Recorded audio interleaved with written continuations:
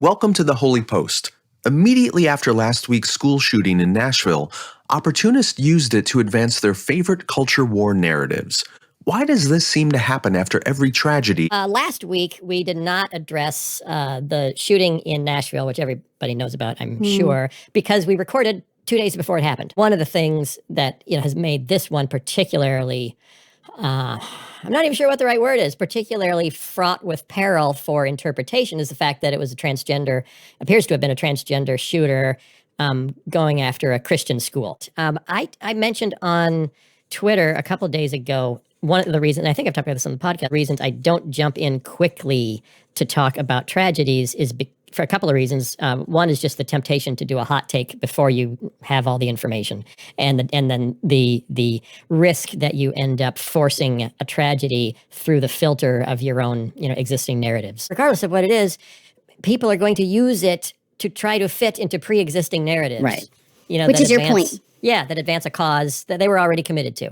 And because we're so fallen in that regard, that something bad that happens, I must use it in a way that makes me feel better about myself and the positions that I've already taken, that reinforces presuppositions and prejudice that I already have. And that was one of the things I said why I tend not to ever do hot takes on tragedies is because the first thing that's going to come out of me is going to be based on my own prejudices, my own narratives, and I want to stop. Well, and your emotions. And my emotions. I want to stop, drop, and listen.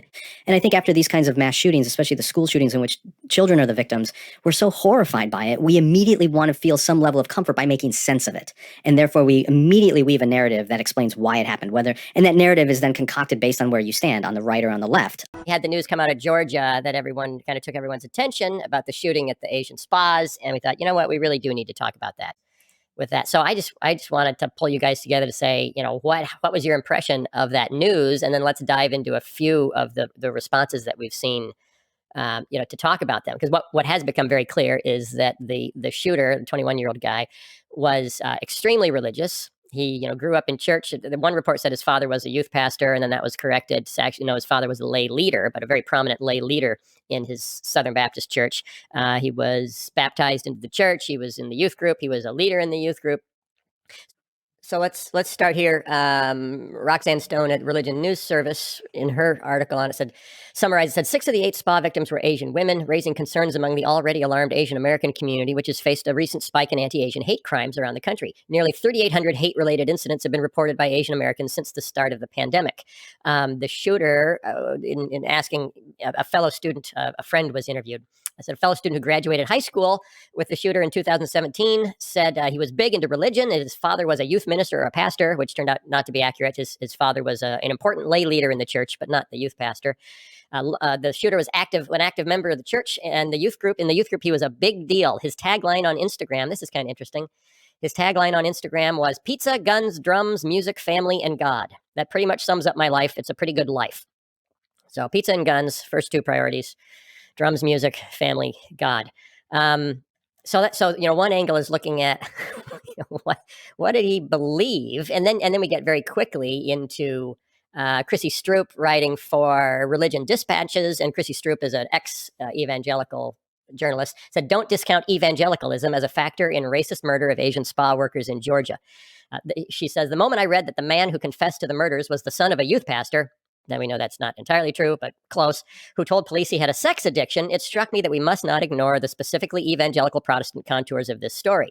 And then she interviewed Joshua Grubbs, who's an assistant professor of psychology at Bowling Green State University, who's published research on religion and attitudes towards sex. And he told Religion Dispatches that sex addiction is simply not a credible defense for mass murder. One of his most significant conclusions from his research points to that conservative Christian men are prone to believe that they have pornography or sex addictions, even when they do not. Well, and the other dynamic, and this is not unique to mass shootings, but it happens when there's an earthquake or a hurricane or whatever horrible event occurs, when we face seemingly random and chaotic events, our human instinct is we need to make sense of this. And the way we make sense of things is we place them into a narrative. We create a story that explains why it happened.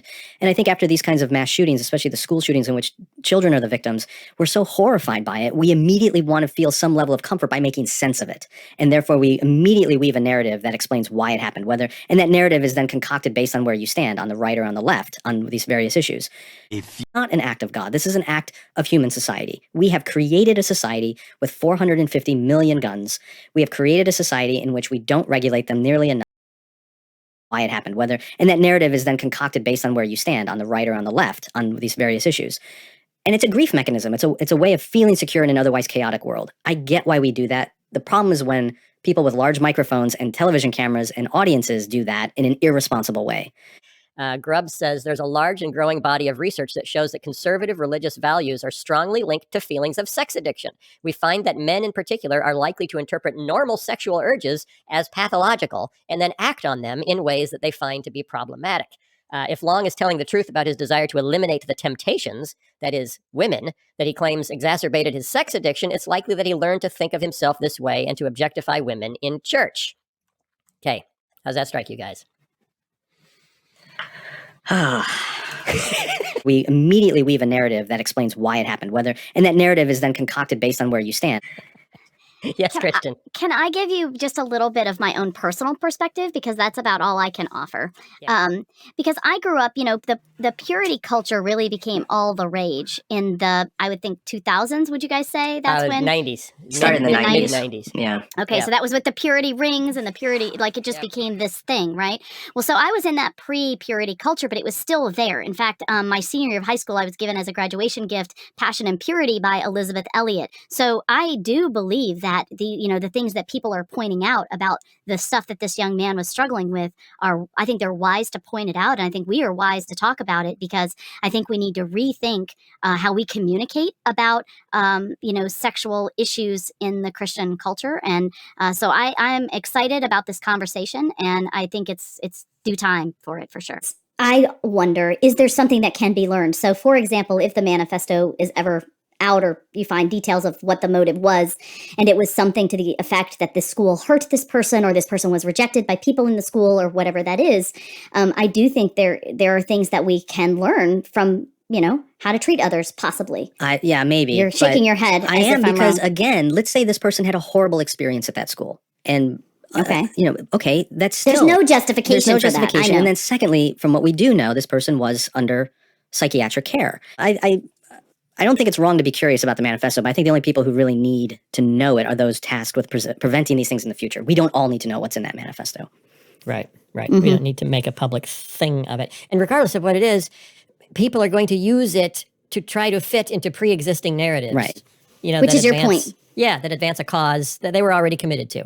And because we're so fallen in that regard, that something bad that happens, I must use it in a way that makes me feel better about myself and the positions that I've already taken, that reinforces, presuppositions and prejudice that I already have. And that was one of the things I said, why I tend not to ever do hot takes on tragedies, is because the first thing that's going to come out of me is going to be based on my own prejudices.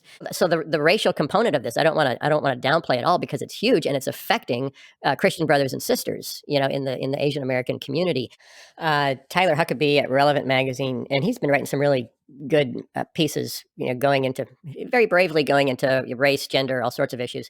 His piece was entitled "Wrestling with Misogyny, Racism, and Toxic Purity Culture in the Wake of the Atlanta Shootings." He says this tragedy sits at the intersection of a number of complicated American experiences, including evangelical teaching on sex, anti-Asian violence, sex work, police work, and institutional racism. All of these factors can be working together at once. And I think that's one of the things we kind of need to resist, is people trying, pulling one thread and saying, this is the thread.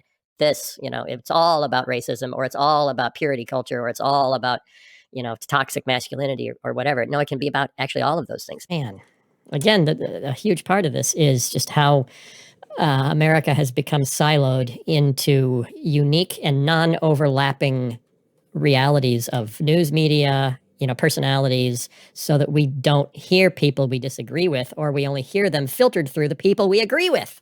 Which is even worse, because I know your argument is terrible because it was presented to me in a terrible way. I appreciate that.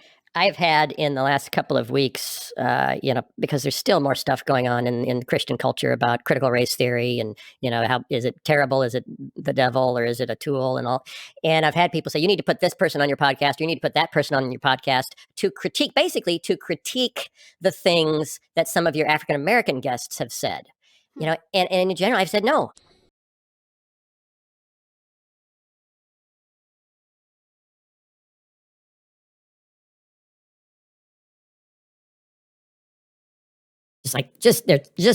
Just be quiet